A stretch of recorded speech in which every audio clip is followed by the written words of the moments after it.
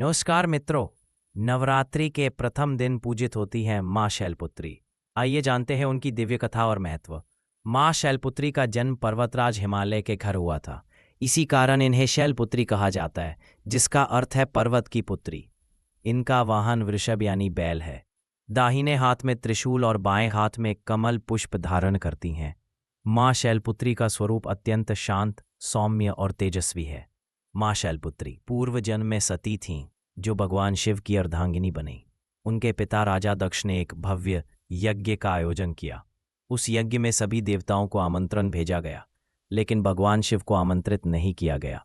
फिर भी पति का अपमान सह ना सकने वाली सती अपने पिता के यज्ञ में पहुंच गई। यज्ञ स्थल पर पहुंचकर सती ने देखा कि वहां भगवान शिव का घोर अपमान हो रहा है।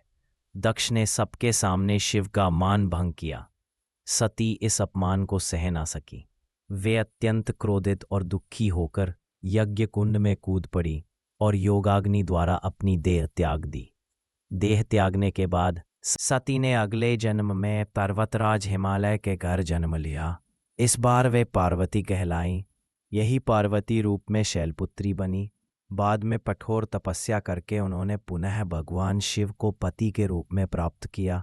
नवरात्रि के पहले दिन माँ शैलपुत्री की पूजा करने से साधक को धैर्य, साहस, स्थिरता और आत्मबल की प्राप्ति होती है।